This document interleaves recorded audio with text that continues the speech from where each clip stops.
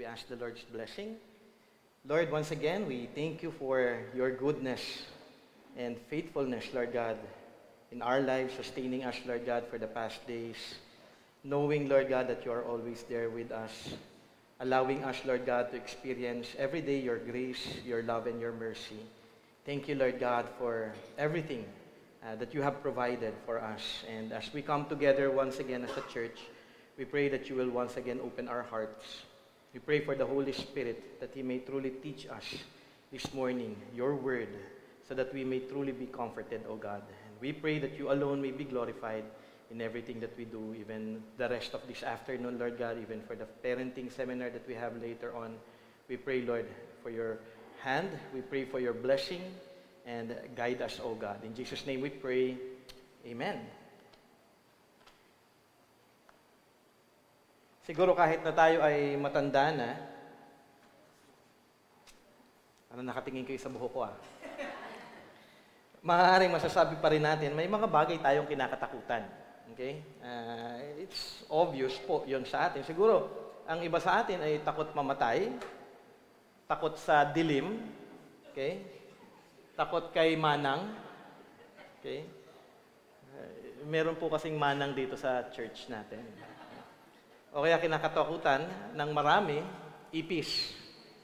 Okay? So, hindi ko alam kung anong kinakatakutan po ninyo, pero nakaramdam na kayo ng takot kahit paano, for sure, in your life. Ano man bagay ito na sitwasyon sa inyong buhay, o kung anong insekto man ito, for sure, meron kayong naramdamang takot.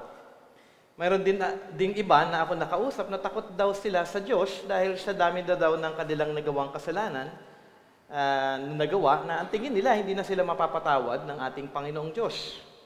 Tunay na matakot talaga dapat tayo sa Diyos dahil unang-una siya po ay banal at ang ating Panginoong Diyos ay galit sa kasalanan.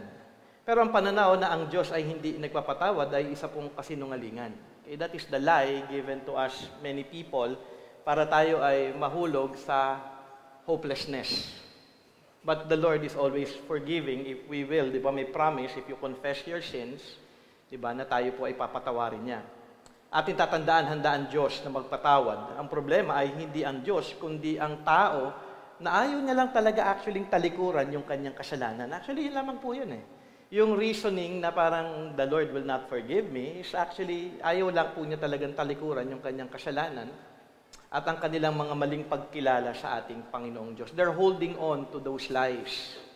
Pero ating tatandaan na may desire po ang ating Panginoong Diyos para sa lahat ng tao. Ito po ay makikita natin sa 1 Timothy chapter 2 verse 4. Sabi po doon, who desires all people to be saved and to come. Wala ba akong PowerPoint?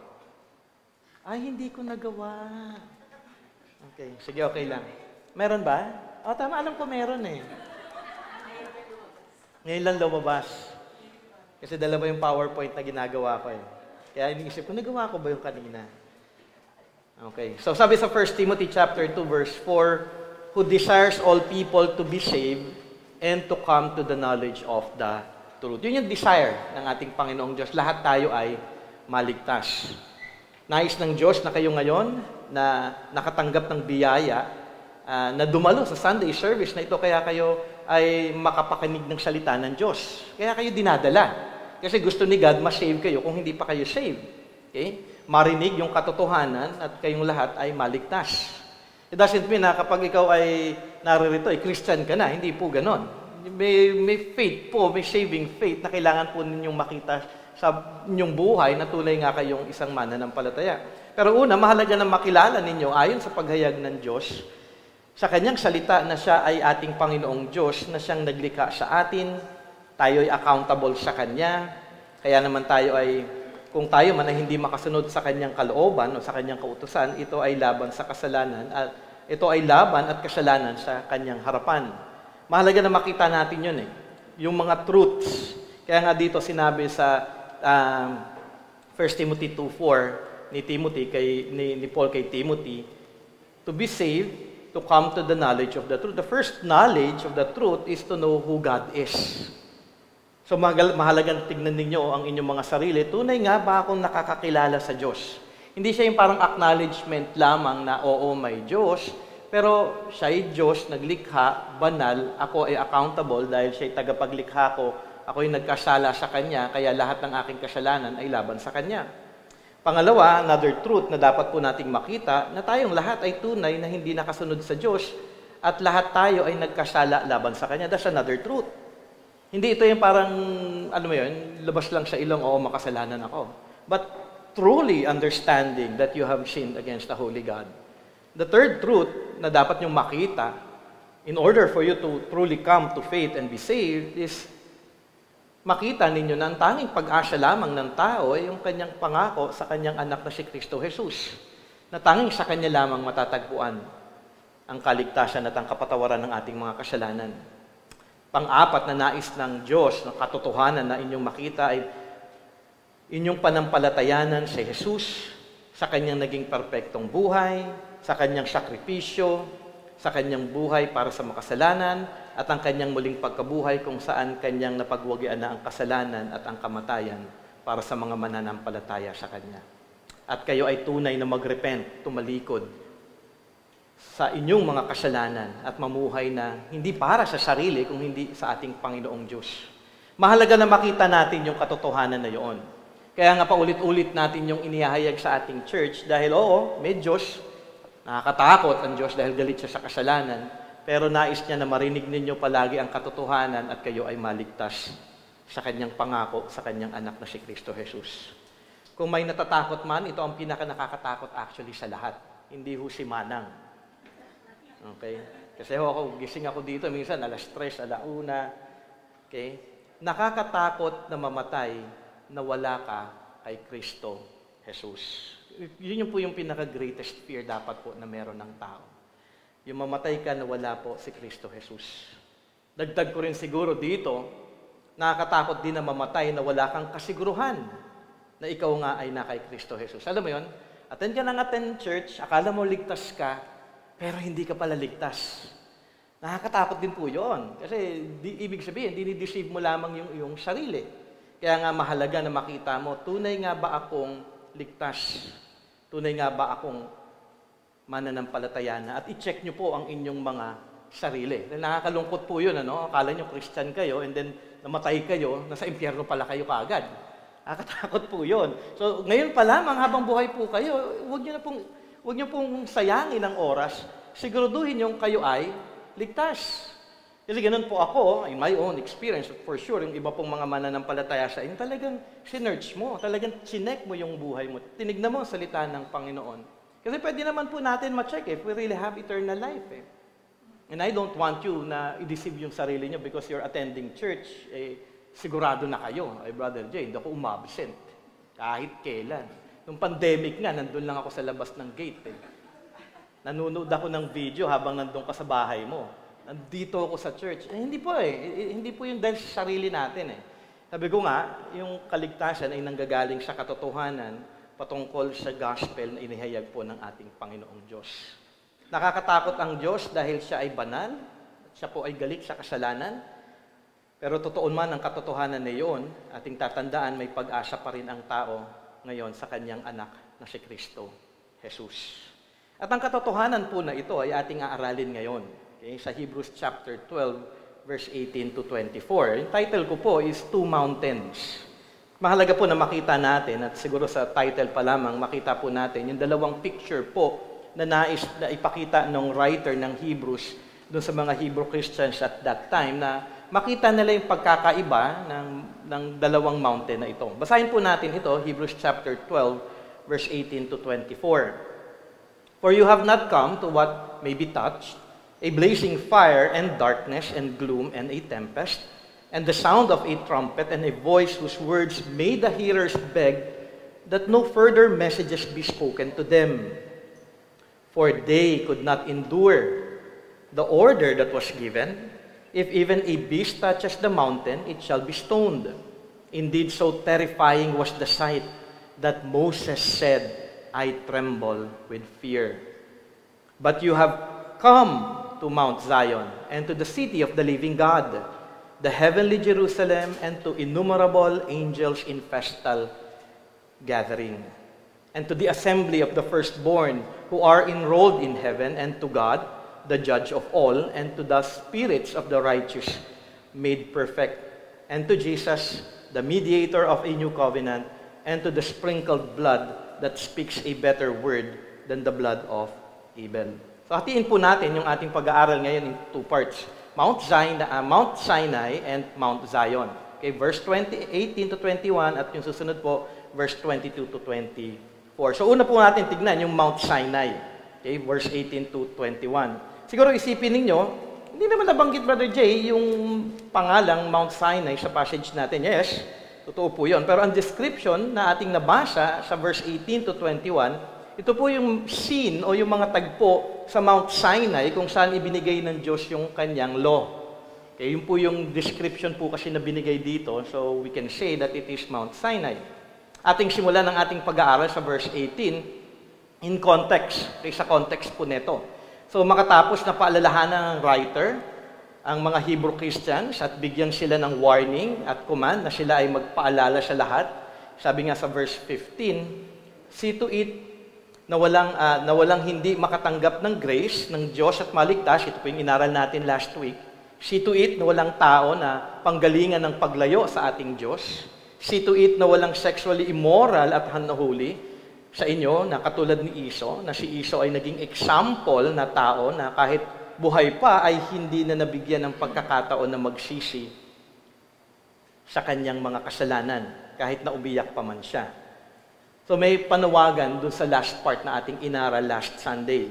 So para sa mga Hebrew Christians, ang paalalang ito ay mabigat dahil malaki ang kanilang panawagan na tumayo ng matatag, lumakad ng matuwid, mag-iwan ng magandang halimbawa, mamuhay sa pag-ibig at ng pag-ibig sa kapwa at mamuhay sa kabanalan. Nakakatakot din sila ay gamitin ng Diyos para sa iba na tawagin ng iba kay Kristo Jesus. Ito ngayon yung kanilang sitwasyon. Okay?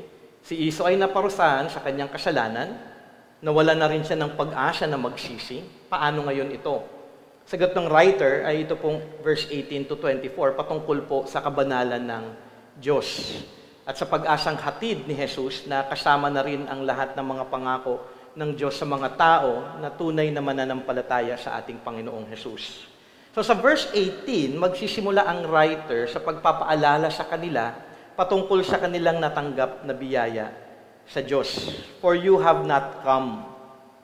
For you have not come. Ito ay pagbibigay contrast ng Mount Sinai at ng Mount Zion sa verse 22 kung saan sinabi naman niyo doon, but you have come. So dito yung reminder, hindi ka naman dumating dito sa lugar na ito na ganito. Okay? For you have not come to what may be touched. In Filipino Standard Version, sabi po doon, sapagkat hindi pa kayo lumapit sa bundok na nahahawakan. Dito tinutukoy ng writer ang tagpo sa Mount Sinai. Kung baga parang sinasabi dito ng writer, gusto ninyo ng description ng kabanalan ng Diyos. Gusto niyo makita yung kanyang galit sa kasalanan. Kasi mahalaga na wala man isa sa inyo hindi matanggap yung grace. Wala man isa sa inyo na maging balakid para makalapit sa Diyos. Huwag kayong maging sexually immoral, unholy, kasi nakakatakot yung galit ng Diyos. Kaya kailangan tumugon kayo na dalhin nyo ang bawat isa kay Kristo Jesus. Na kayo ay maging instrumento ng ating Panginoon para sa kanilang kaligtasan at magamit na maihayag ang mabuting balita sa kanila. Mahalaga na makita ninyo na ang tagpong ito ay pagbibigay ng 10 Commandments. Okay? Ito po yung giving of the law. At ano yung kanilang naranasan sa araw na yun. So picture po ito, maganda makita natin ito. So yung unang picture, sabi ng writer sa verse 18 ng Hebrews 12, yung 18b, second part, a blazing fire and darkness and gloom and a tempest. Yun po yung background, yun po yung sitwasyon. So maganda kung kaya niyong mag-imagine, yun po yung sitwasyon na sa Mount Sinai kayo, nakikita niyo yung Mount Sinai, blazing fire, darkness. Minsan nga, di ba, kapag madilim na madilim, bakit ang dilim? Nakakatakot naman. Di ba? Gloom. Alam niyo yung gloom? Yung parang lugar na parang walang pag-asa. Naalala ko si James nung dumating kami sa Ottawa. Sabi niya sa amin, this is really a depressing place. Kasi fall . Yung lahat ng trees, walang dahon, ang tahimik, tapos madilim, Sabi niya, it's so sad here. I don't want to live here. Alam mo yung description na gano'n? Di mas lalo siguro yung sitwasyon actually in Mount Sinai. Gloom and tempest. Tempest is like a storm. So madilim siya, parang malakas na hangin, magulo. Alam niyo yon? So you picture that. Ganun po yung situation. Kaya nga sabi sa Exodus 19:18, now Mount Sinai was wrapped in smoke because the Lord has descended on it in fire. Kasi bumaba ang Diyos eh. The smoke of it went up like the smoke of a kiln, and the mountain, and the whole mountain trembled greatly. Eh, tayo nga, sandaling earthquake lang, takot na kayo, di ba? Ayun, continuous. Exodus 20:18, another description there. Now when all the people saw the thunder, di ba kapag may kulog na napakalakas, uy, nasa tabi ko lang yun ah. Diba, parang takot na tayo kagad lahat. Okay? Saw the thunder and the flashes of lightning and the sound of the trumpet and the mountain smoking, the people were afraid and trembled and they stood far off. Napaatras sila, natakot sila. Okay? Deuteronomy 4:11. And you came near and stood at the foot of the mountain while the mountain burned with fire to the heart of heaven, wrapped in darkness, cloud, and gloom. May mountain, may fire. Wala pang fire, minsan yung mountain nakakatakot na eh. Di ba? Deuteronomy 5:22, these words the Lord spoke to all your assembly at the mountain, out of the midst of the fire, the cloud and the thick darkness. Hindi mo ma-picture yung thick darkness. Ganun, hindi mo alam kung gaano kadilim yun, pero it was thick darkness and a loud voice. And he added no more, and he wrote them on 2 tablets of stone and gave them to me. Okay? So yun yung picture. Maganda na makita natin yun. And then verse 19, another picture, ay ipapakita dito sa atin ng writer. And the sound of a trumpet and a voice whose words made the hearers beg that no further messages be spoken to them. Tama na. Alam mo yun, yung ayaw na nalang mapakinggan pang salita ng Panginoon. Bakit? Siguro kung maganda na makita niyo yung context nito, during that Mount Sinai, yung mga tao ay nagkakasala. Ang tagal bumaba ni Moses, anong ginawa ng mga Israelita? Nagpagawa sila ng idol. Wala na yata si Moses, patay na. Ito yung mga gold and jewelries and everything. Tapos si Aaron naman, uto-uto naman, gumawa naman siya ngayon ng golden calf. So actually, pinapakita dito ng ating Panginoon yung kanyang galit. Kaya nga, Exodus 19:16, sabi doon, on the morning of the 3rd day, there were thunders, lightning, thick cloud on the mountain, and a very loud trumpet blast, so that all the people in the camp trembled. Exodus 19:19, and as the sound of the trumpet grew louder, and louder, Moses spoke, and God answered him in thunder. Exodus 20:19, and said to Moses, you speak to us, and we will listen, but do not let God speak to us, lest we die. So yun po yung situation nila eh. Ayaw na nila eh. Yun po yung sa verse 19. And then verse 20, hindi pa tapos po dito yung writer. Actually, galing po ng writer, Galing niya talaga actually sa Old Testament eh. Kabisado niya yung Old Testament. Alam niya kung ano yung kanyang sinasabi. And then sabi niya doon, for they could not endure the order that was given, if even a beast touches the mountain, it shall be stoned. Exodus 19:12-13, sabi po doon, and you shall set limits for the people all around, saying, take care not to go up into the mountain or touch the edge of it. Yung, siguro, nagbigay si Moses ng hanggang dito lang kayo, Pagka kayo tumapak dyan, o kaya kahit isang dulo lang ng daliri, okay, kailangan yung mamatay. Whoever touches the mountain shall be put to death.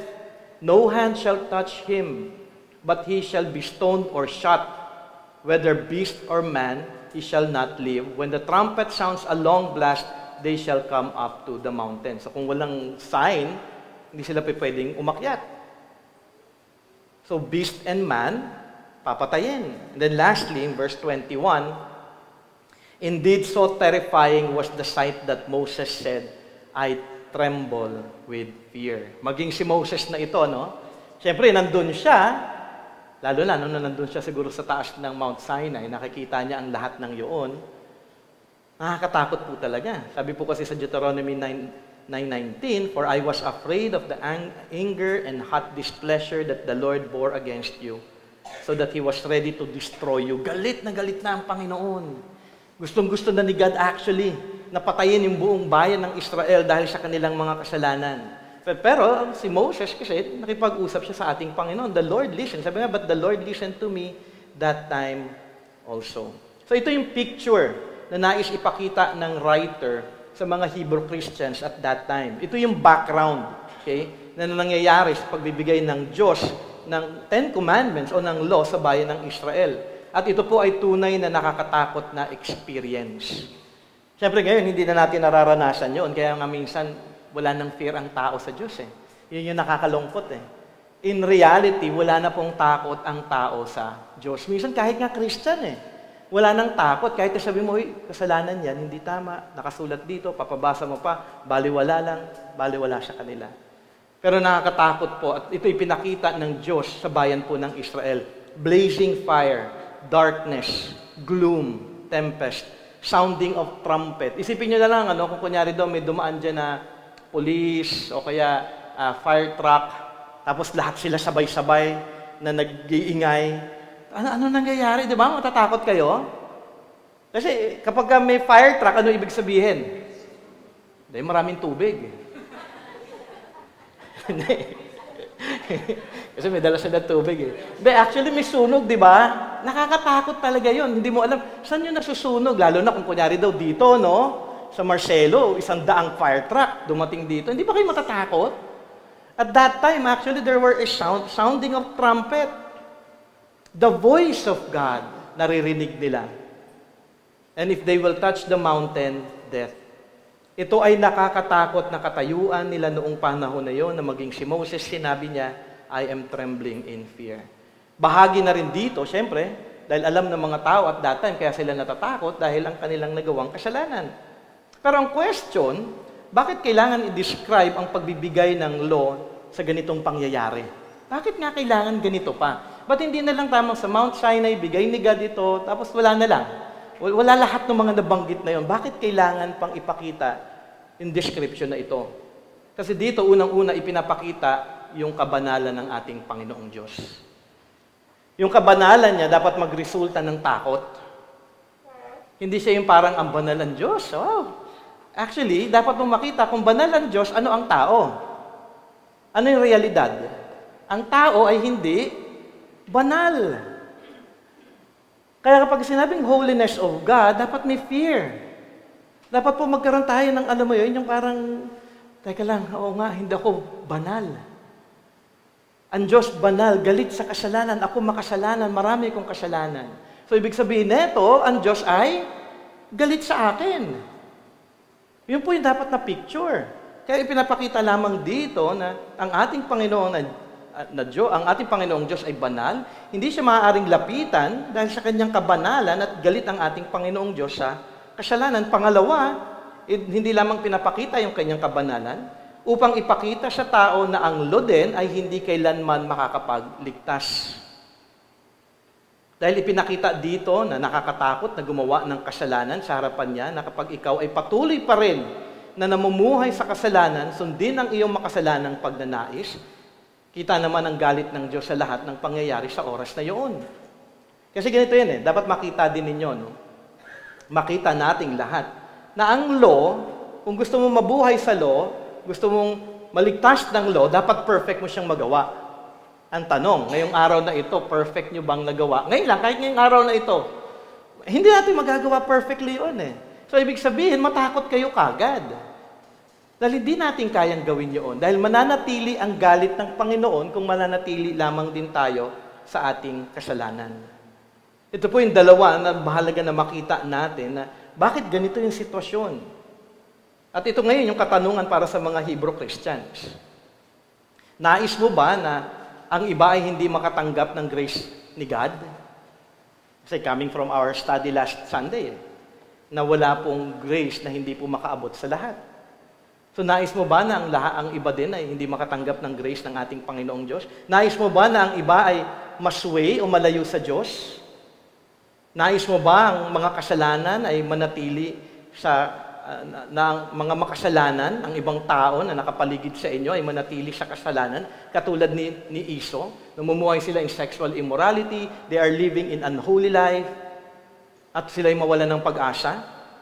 At para sa mga Hebrew Christians, nais niyo bang bumalik sa Old Testament rituals at law na hindi naman actually talaga na makakapagligtas? Kung mananatili ka sa kasalanan, kung mananatili sa kasalanan, kung ikaw ay tatalikod sa ginawa ni Jesus, ano ang makakaharap mo? Ang makakaharap lamang ng taong ito ang Mount Sinai. Ang galit ng Diyos sa kasalanan. Condemnation.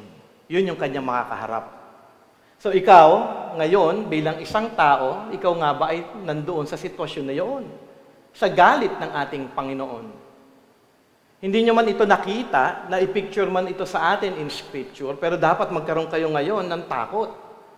Siguro maganda, manalangin nga kayo while I'm teaching na, Lord, oo nga, give me that fear. Help me to see the holiness of God. Na kung ako nga ay mananatili sa aking kasalanan, kakaharapin ko ang galit ng Panginoong Diyos at ang kanyang condemnation. Ikaw ay madja-judge na ikaw ay makasalanan at ikaw ay parurusahan ng Panginoon pang sa walang hanggan. Pero, sabi nga, ito yung contrast ngayon sa verse 22. Sabi doon, but you have come to Mount Zion. Ito yung pag-asa, ito yung kagandahan ng Bible. Napapansin niyo yun, yung graciousness ni God?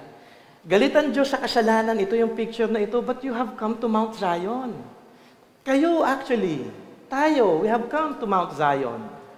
And to the city of the living God, the heavenly Jerusalem, and to the innumerable angels in festal gathering, and to the assembly of the firstborn who are enrolled in heaven, and to God, the judge of all, and to the spirits of the righteous made perfect, and to Jesus, the mediator of a new covenant, and to the sprinkled blood that speaks a better word than the blood of Abel. Ganda, no? Iisa-isahin po natin ito, at maganda na makikita lamang natin yung sinasabi ng writer, na hindi ganun ang inyong naranasan. Hindi Mount Sinai na parang mananatili lang kayo in law, in the anger of God, in the wrath of God. Nung wala pa yung gospel sa buhay nyo, di ba? Ganun ang buhay ninyo, under the wrath of God. Pero hindi. Kayo na nakakapakinig ng gospel at kung kayo ay nanampalataya na hindi yun yung inyong sitwasyon. Kaya huwag kayong matakot na magpatuloy kay Kristo Jesus. Makita nyo yung supremacy niya. Dito ihahayag ngayon yung pagpapala na kanilang natanggap kay Kristo Jesus. Hindi Mount Sinai, kundi Mount Zion ang kanilang natanggap sa ating Diyos, na puno actually ng biyaya, ng awa at ng pag-ibig sa kanilang lahat. Maging sa atin ngayon. Okay? Anong kanilang natanggap? Mahalaga ang pagkakasabi dito ng writer, but you have come. Okay? Actually, it's in the perfect tense. So, ever since na ikaw ay naging Christian, ever since that you have received the grace of salvation, you have come to Mount Zion. Nandun na tayo ngayon. Parang sinasabi dito ng writer sa Hebrew Christians, nandun na kayo Natanggap nyo na ito. Ariin nyo na ito. Makita ninyo ito. Ngayon dito, binibigyan sila ng picture ng writer na ito yung inyong situation. At ngayon ako din, gusto ko makita natin yung picture ng kagandahan ng ginawa ni Kristo Jesus. At ma-encourage kayo, kung kayo ay Christian na din, Lord, thank you, di magpuri po tayo sama-sama. Kung wala pa po kayo kay Kristo Jesus, then pinapakita lamang sa inyo na napakaganda na kay Kristo Jesus. At nakakatakot kung kayo ay mananatili sa inyong mga kasalanan. Ating isa-isahin ito, City of the Living God, the Heavenly Jerusalem. Okay? Dahil sa ating pakikiisa kay Jesus, ating natanggap ang pangakong heaven. Di ba heaven? Saan mo gusto mapunta? Hell o heaven? Ano sasabihin ninyo? Wala naman siguro sa inyo magsasabi ng hell. Ang weird naman ninyo, di ba? Siyempre sabihin natin, gusto natin ng heaven. At para sa anak ng Diyos, okay, yung pangakong ito ay sa atin na. City of the living God. Dahil ang daan patungo sa heaven ay tanging kanino lamang matatagpuan? Kay Jesus Christ. Kaya sa supreme. You want to be saved? You want to go to heaven? We need Christ. Yun lamang po Sabi nga sa Hebrews chapter 11 verse 10, the city which has foundations, whose architect and builder is God. Ito yung ina-anticipate ni Abraham architect and builder is God. City, di ba? Di ba kayo na-excite?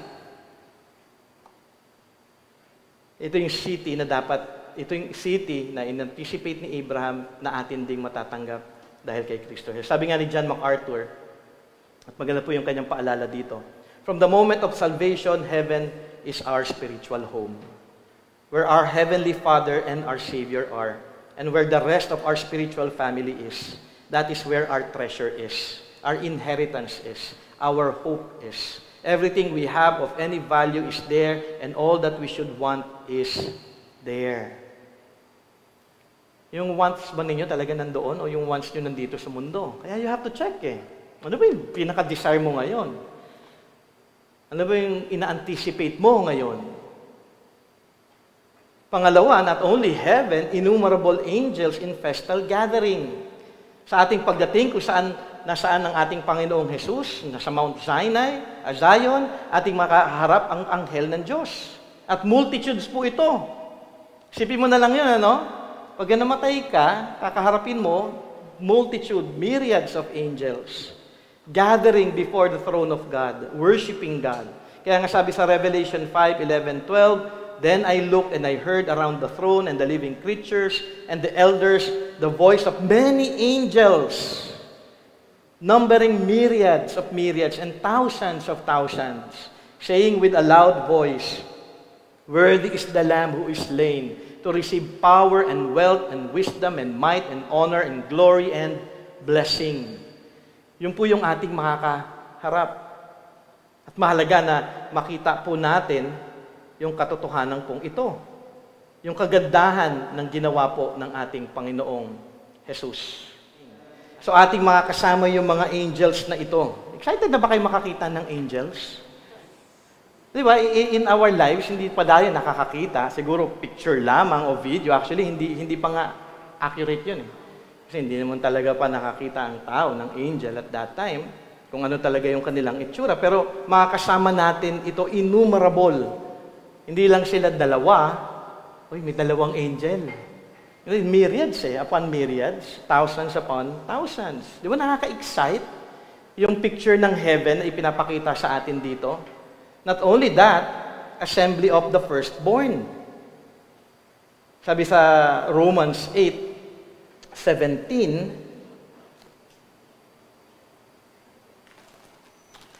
Romans 8:17, and if children, then heirs of God and fellow heirs with Christ, provided we suffer with Him in order that we also may be glorified with Him. So mahalaga makita po natin dito yung assembly of firstborn na tayong lahat ay magkakasama. Lahat ng mga Christians. So lahat ng mga Christians na ating kilala, ating makakasama sila, dahil sila ay bahagi na nakatanggap ng pagpapala o blessing ng ating Panginoong Jesus. Not only that, in Romans 8:29, sabi nga doon, for those whom He foreknew, He also predestined to be conformed to the image of His Son, in order that He might be the firstborn among many brothers. Lahat po kasi tayo parang firstborn eh. Magkakasama po tayong lahat dahil ang firstborn siya ay nakakatanggap ng inheritance. So si Jesus Christ, yung unang firstborn, sumunod tayong lahat dahil sa Kanya at tinatanggap din yung inheritance ng ating Panginoong Diyos. So mahalaga na makita po natin yung katotohanan na ito dahil ito po ay bahagi ng biyaya na ating natanggap kay Kristo Jesus. Assembly of the firstborn. Not only that,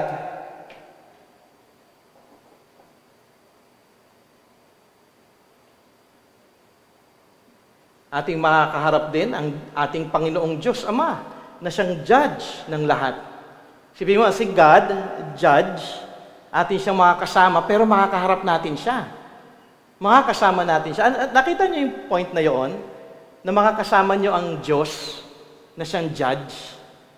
Kung wala si Jesus Christ, kung tayo ay haharap sa Diyos, i-judge niya tayo, i-condemn niya tayo, parurusahan niya tayo. Pero dito sinasabi ng writer, hindi, the judge of all will not judge you. Hindi tayo makakaranggap na ng judgment. At makakasama natin ang ating Panginoong Diyos. Kaya nga sabi sa Romans 8:1, there is therefore now no condemnation for those who are in Christ Jesus. Di ba napakalaking blessing yun? Na alam natin, on our own, na napakalaki ng ating mga nagawang kasalanan, pero tayo ay makakasama natin ang ating Panginoong Diyos, ang Kanyang presensya, at magpapatuloy tayo na mamumuhay sa Kanyang harapan. Napakalaking blessing po doon sa ating lahat. Not only that, na makakasama natin ang ating Panginoon, the spirits of the righteous. Actually, doon sa passage, the spirit of the righteous men made perfect. Sabi nga sa Old Testament, sila daw yung Old Testament saints na sila'y tumitingin lamang in the future, kasi wala pa si Jesus Christ. They're waiting for, alam naman natin, napatawad na sila, they were already delivered from their sins.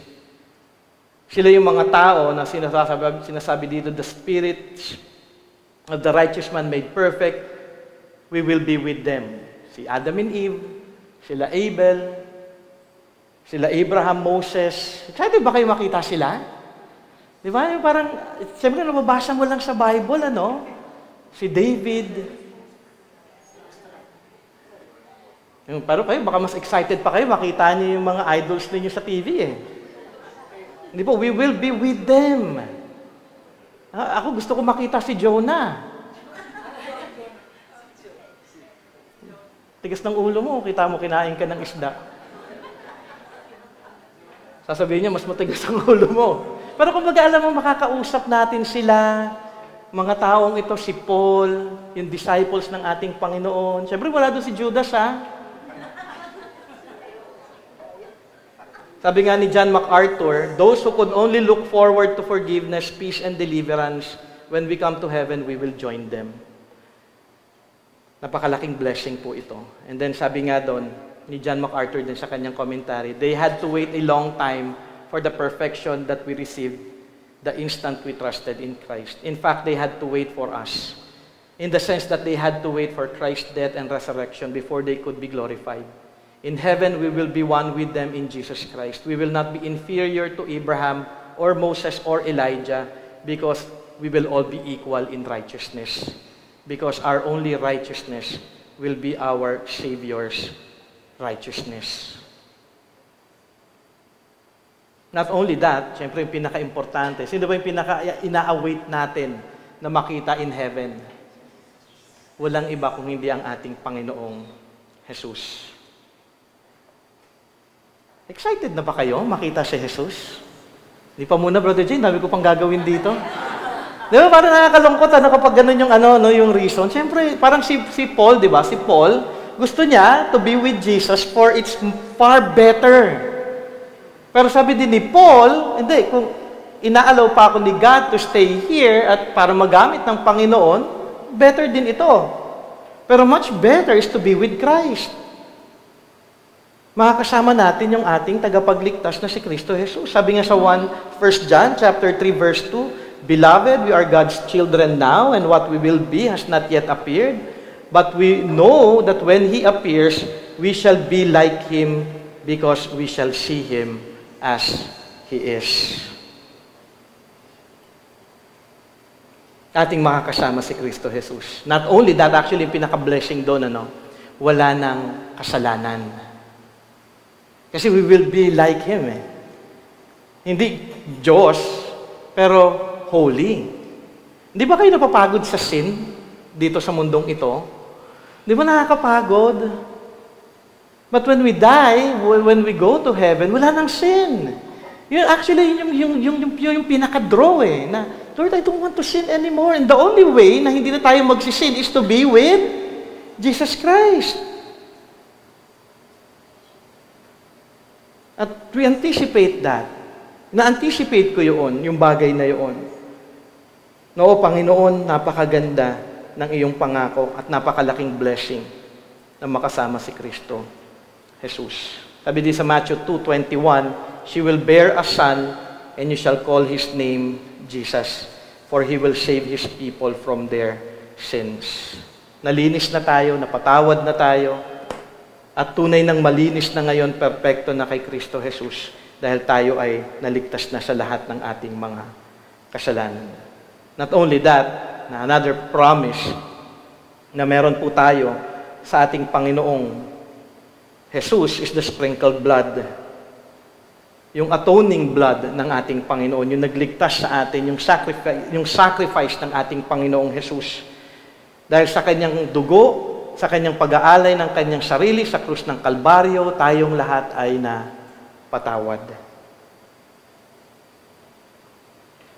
Kaya nga sabi sa Ephesians 1:7, in Him we have redemption through His blood, the forgiveness of our trespasses, according to the riches of His grace. Hindi ito ba ikukumpara actually dun sa blood ni Abel, dahil yung kay Abel nagsalita man ito, pero hindi siya nakapag-ato ng tao. Yung kay Jesus Christ, tayong lahat ay nalinis, tayo lahat ay tunay na napatawad. At dahil sa kanyang dugo, tayo ngayon ay kasama niya. Be reminded, ito po yung blessing na maganda na makita po natin kay Kristo Jesus. Sabi nga sa Ephesians 2:3, but now in Christ Jesus, you have once were far off, have been brought near by the blood of Christ. Paano tayo nakapunta sa langit? Paano tayo nakatanggap ng kapatawaran? Paano tayo na magiging isa sa ating Panginoong Diyos? Dahil kay Kristo Jesus. At ang panawagan lamang ng ating Panginoong Diyos ay manampalataya kay Kristo Jesus at magsisi sa ating mga kasalanan. Bahagi ng repentance is turning away. Tunay na pagtalikod, tunay na pagsunod na kay Kristo. Hindi na pagsunod sa ating mga sarili, kung hindi namumuhay na ngayon para kay Kristo Jesus. Sabi nga ni John MacArthur regarding dun sa sacrifice, Abel's sacrifice was acceptable to God because it was offered in faith, but it had no atoning power. Not even for Abel, much less for anyone else. Jesus' blood, however, was sufficient to cleanse the sin of all men for all time, to make peace with God for whoever trusts in that blood sacrifice. Ikaw nga ba ay tunay na nananampalataya kay Kristo Jesus? Ikaw ngayon ay tunay din na may kaligtasan. So ito yung dalawang picture. Mount Sinai, Mount Zion. Nasaan ka doon? Siguro maganda tignan natin, yung dalawang picture na ito. Nasaan ka dito sa dalawang ito? A blazing fire, darkness, gloom, tempest, sound of a trumpet and a voice. Kung ikukumpara po natin doon sa ginawa ni Kristo Jesus sa atin, city of the living God, heavenly Jerusalem, angels, assembly of the firstborn, God who is the judge of all, spirits of just man made perfect, Jesus the mediator, and the sprinkled blood. Dalawa lamang po actually yung magiging picture ng tao. Either ikaw ay nananatili sa iyong kasalanan, judgment ni God ang iyong kakaharapin. O gusto mo na matanggap at kilalanin si Kristo, lahat ng pagpapala na binanggit dito sa verse 21 up to verse 24 ay tunay din na mapapa sa'yo. I do hope na ito po ay inyong tignan. Tignan yung maigi actually ang inyong sarili. Dalawa lamang kakaharapin niyo yung galit ni God o tatanggapin niyo yung biyaya na hatid ni Jesus Christ. Not by works, but trusting, believing, trusting kay Jesus Christ. At alam niyo, every time na parang every year na nagpapas, me as a pastor, mas nakikita ko talaga na, importante niyo talagang makita ito. It's not just we being here every Sunday studying it, pero alam mo yun, sana hindi kayo nakaupo lamang, ganda, na sana lahat po talaga tayo may kasiguruhan na wala na ako dun sa judgment ni God, wala na ako dun sa Mount Sinai na ito, nandito na ako ngayon sa Mount Zion. Kasi sayang hindi natin alam Lalo na ngayon, these past days, alam mo yung mga messages sa akin, namatay si ganito, Jay, namatay si ganyan, namatay yung auntie ko sa Cagayan de Oro, namatay yung best friend ng mama ko, dalawa na lang sila, apat sila magbe-best friend ng high school, sila na lang yung buhay. Ngayon, dalawa na lang daw sila. Sabi nga ng mama ko sa akin, ako na yung susunod siguro dito. She's going 80 eh.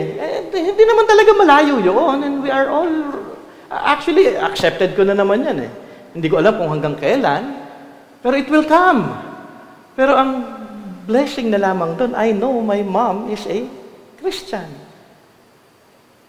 Hindi natin alam eh.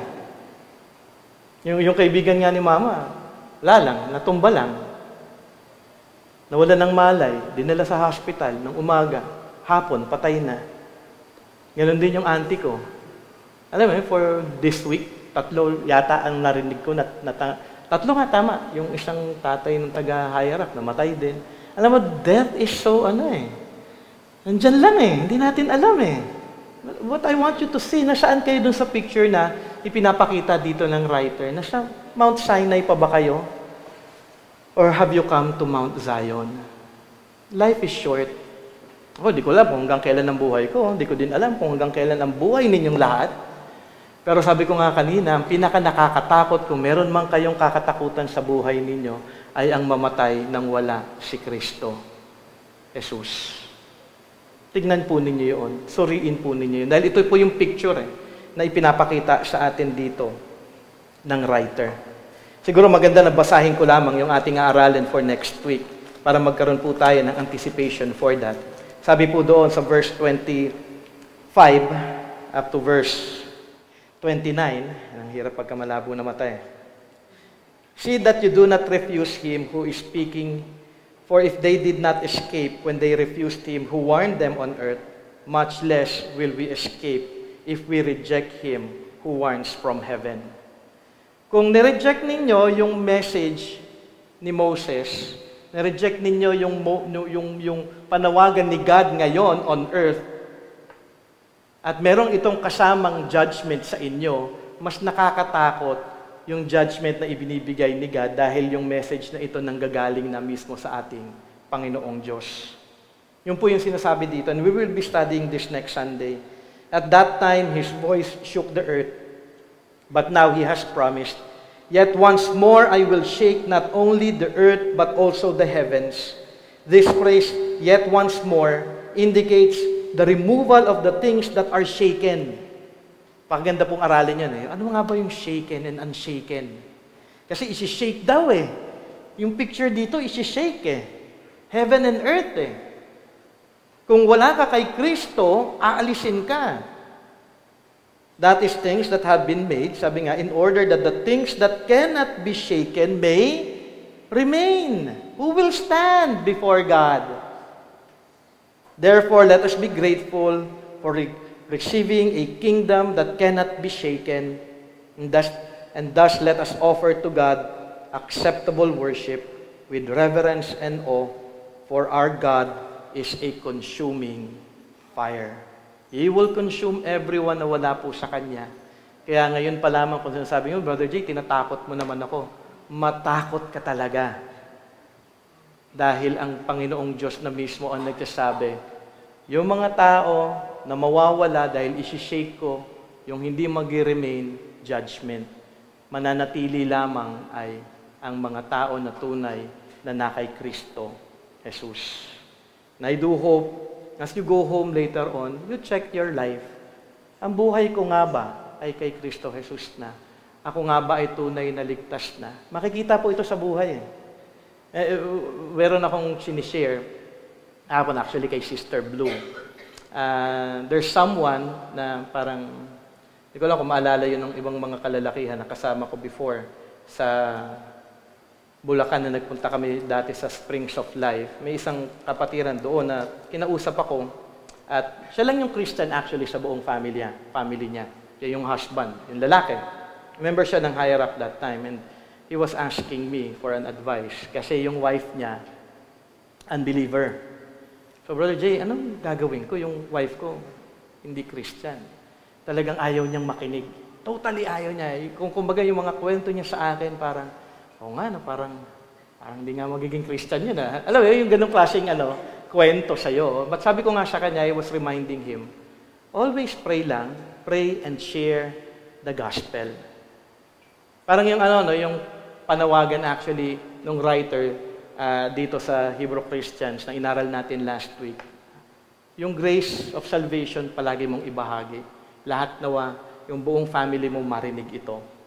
Tapos, i-encourage mo sila na tunay na maging bahagi ng church para makapakinig palagi ng gospel. At yun yung payo ko sa kanya. Pray, share the gospel to your children. Yung mga anak nga din daw niya, ayaw daw makinig sa kanya. Hindi daw siya ganito, ayaw daw. But now, yung wife niya, Christian na. Kaya nga nung nakikita ko yung wife niya, nung bawat activity sa High Rock, na napaka-active. Tapos mahal na mahal niya yung mga cell members na kasama niya doon sa cell, living a life na full of joy, na sa Panginoon.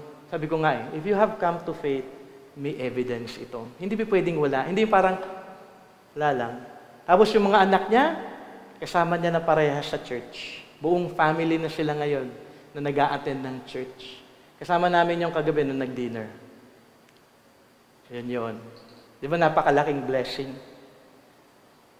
Kung may miracle man, yun yung miracle. Na yung tao na akala mo parang wala ng pag-asa, pero makikita mo na lang, nandun sila ngayon nasa Panginoon. Kasi why? Binigyan ng importansya ng kapatirang lalaking ito yung gospel. Na maipamuhay yung gospel, ibahagi yung gospel, manatili na maging matatag sa gospel, dahil ang Diyos ay napakabuti. At ngayon kasama niya na yung kanyang buong pamilya na naglilingkod sa ating Panginoong Diyos. Importante po ang salvation. Napaka-importante po nito. Ngayon, I pray na sana lahat kayo magkasama-sama talaga tayo sa langit. Magkasama-sama tayo sa langit. Dahil yun po yung pinaka-importante lamang sa ating buhay. Bigyan niyo po ng importansya ito. Dahil may panawagan po sa atin sa Hebrews chapter 12. Natignan ninyo yung dalawang picture na ito. Judgment ni God o blessings ni God through Jesus Christ. Saan kayo naroon? Let us pray. Lord, thank you for your word. Thank you for your grace. Thank you, Lord God, dahil tunay na kayo ay tapat at hindi po kayo nagkulang kahit kailan sa amin, Panginoon Ama, sa pagpapaalala ng mabuting balita, sa pagpapaalala sa bawat isa kung gaano kahalaga ang ginawa po ni Kristo Jesus para sa aming lahat. And I pray, Lord God, na ang lahat ay tunay po na tignan ang kanilang katayuan sa inyong harapan. Tignan nila, Panginoon Ama, ang biyaya na meron po yung blessing upon blessing na meron po kay Jesus Christ. And I pray, Lord, na sana nga, Panginoon Ama, wala po ni isa sa aming maiwan. Na lahat po kami dito sa church na ito ay tunay na magsama-sama until eternity. And Lord, wala pong imposible sa inyo dahil ang inyong panawagan ay palaging naririto at hindi po kayo nagkukulang sa aming lahat dahil patuloy niyo pong inihahayag ang panawagan ng kaligtasan kay Kristo Jesus. Kayo lamang po ang makapagpabago ng puso ng bawat isa because faith comes from hearing the words of Christ. And to that we hold on to. Help us, O God, not only in the pulpit as I share it, but I pray for every individual, every family, Panginoon Ama, sa kanilang pamilya, maihayag yung gospel. Sa kanilang pananalangin bilang isang buong pamilya, maihayag ang gospel. At kumilos po kayo sa bawat isa, na tunay na ang bawat isa ay tunay na maging isa kay Kristo Jesus. Lord, thank you, Lord God, once again for this blessed morning that you have allowed us to be reminded of this truth. And even as we go on, Lord God, until the rest of the day, we pray for your blessing, especially as we study about parenting. We pray for your blessing, even in our time of fellowship together during lunch. May you be glorified. In Jesus' name we pray. Amen and amen.